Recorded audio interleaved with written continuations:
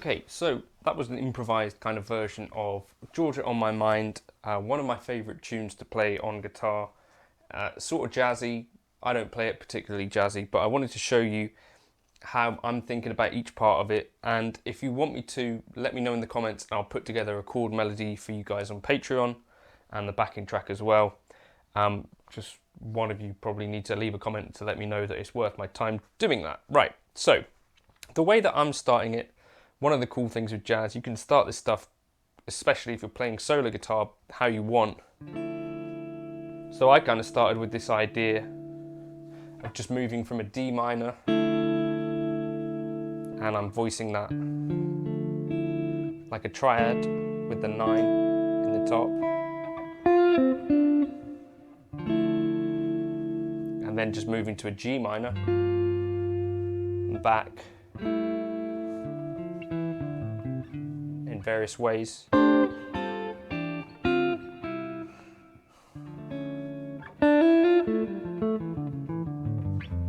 So yeah, that's the idea there. Just moving from D minor to G minor.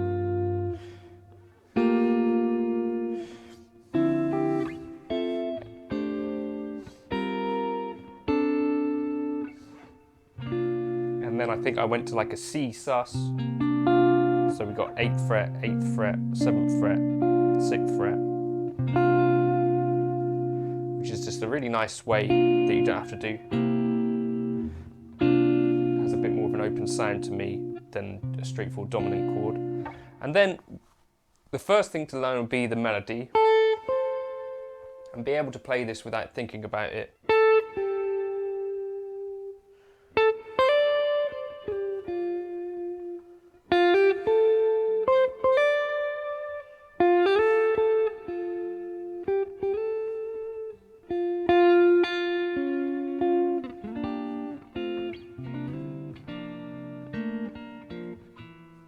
And then what I do is put kind of simple chords underneath that I can keep track of and that are not going to be things that throw off my timing too much. So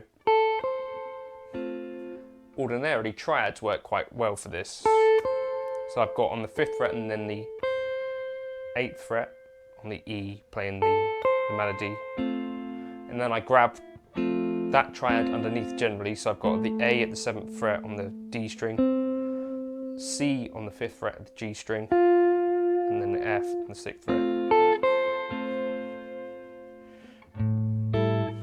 And then I tend to grab this kind of chord, so this is like an A7. So we're just barring on the 5th fret, and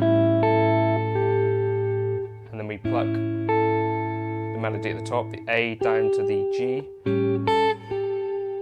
So you get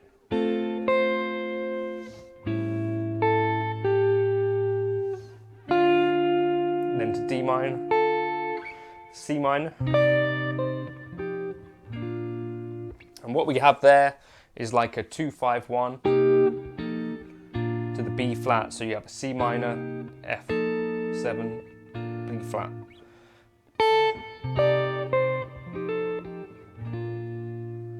Like that, right? D minor, C minor. And I like that kind of thing because, again, this finger can kind of stay where it is.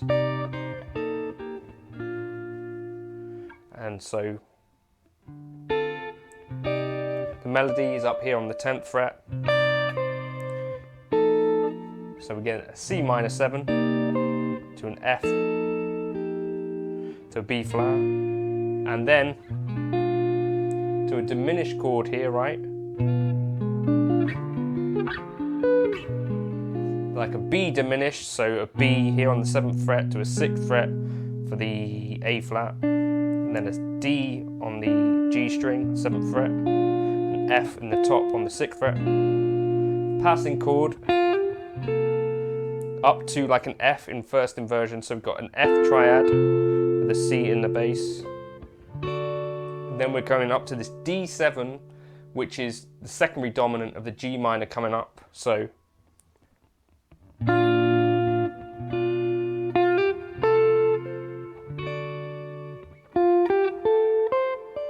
That's what our melody does. And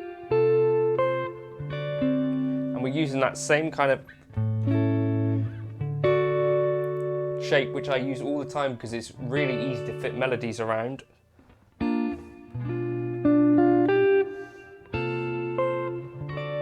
There's that D7. Then we settle on the G minor. So I'm playing that with the 10th fret, 6th fret, 8th fret, and then a 10th again for the G string and the B string.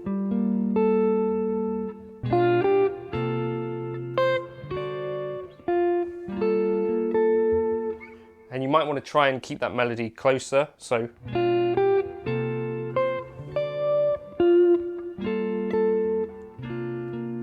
then I use that C7 again, or the C sus. Then we've got to turn around here, and I like to do this for it, so I'm playing F in first inversion, so we've got like a bar across the A, so A, G, C, and F, and then this for the D7, so we've got a D on the 5th fret, C, F sharp on the D string, and then we've got B flat on the G, and a C and an F in the top, and then a G minor, or G minor 9, and then some sort of C7. So that gets you through the A section, right? So slowly, or quickly, F, A, 7, D minor, C minor 7, to B flat, diminished, C, D7, G minor, C, 10 to the, like F over A, D7, turn around 2, C, and then the same again.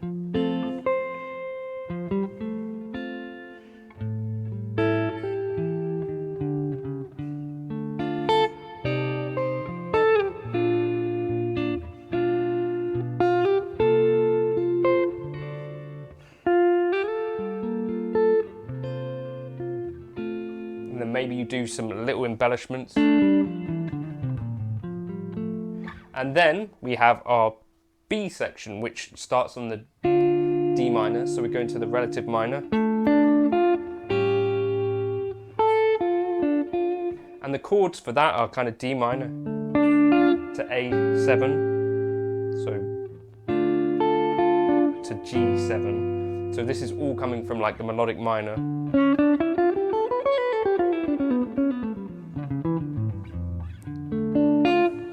Same again. I like to use those kind of chords, so same kind of chord again, that A7, and then for the G7 too.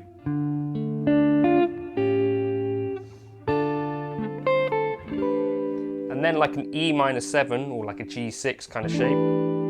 So like bar across the 7th fret, on the 8th fret, play the B string.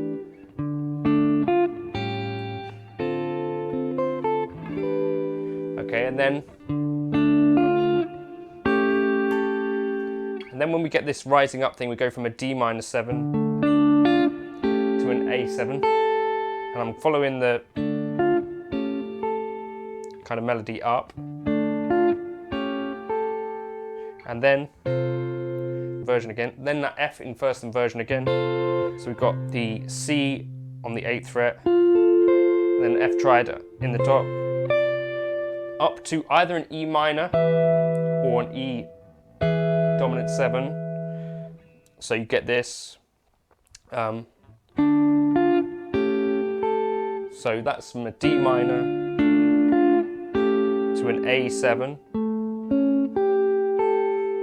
then to an F with a C in the bass, to an E minor, which I can play with a bar at the 12th fret, or E dominant 7 if you add the major third at the 11th fret, then to an A minor. So I play that like that, so 12th fret, 12th fret, 10th fret, 12th fret, 13th fret, to a D7,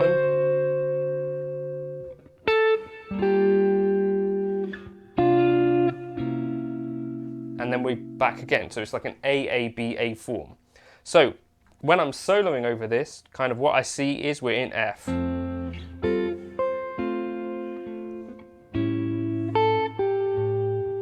To D minor, so that's a 5, a dominant 7, A7. So we're changing key to D minor. Then we're changing key to B flat, so that's a 2, 5, 1 in B flat. And then this diminished 7, which is kind of starting from, you could play like a G7 over that. In fact, I'd suggest that might be a better way to approach it, as you then play some kind of meaningful things rather than something that just sounds like diminished. So G7 there, I might write on a sheet. Then we're back to F. Then we're hitting the 5 of G minor, so we could view that as a 5-1 into G minor.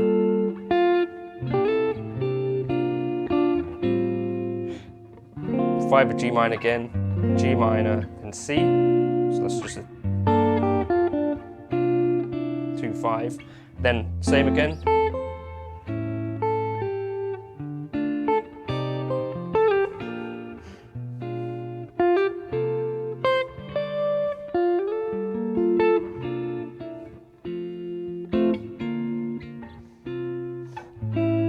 Then we're in D minor, chord 5, D minor, G7, all in D minor, so D melodic minor works over all of that really nicely.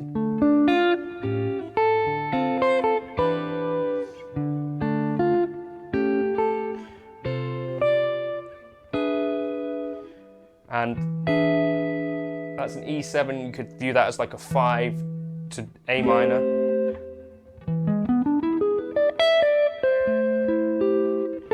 Then that D7.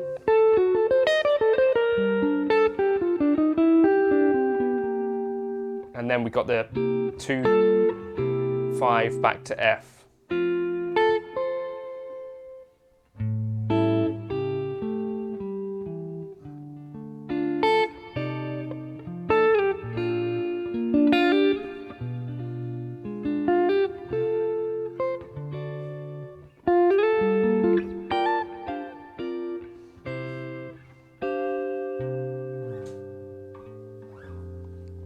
So let me know if you want that kind of written out in chord melody.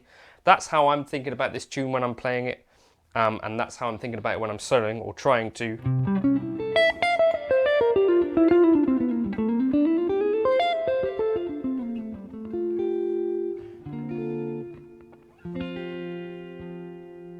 One of my favourites. I'll catch you in another video soon. Please like and subscribe. Leave a comment if this was at all helpful. It's not the sort of video that I imagine is going to do terribly well, but it might be interesting to one or two of you. Cheers.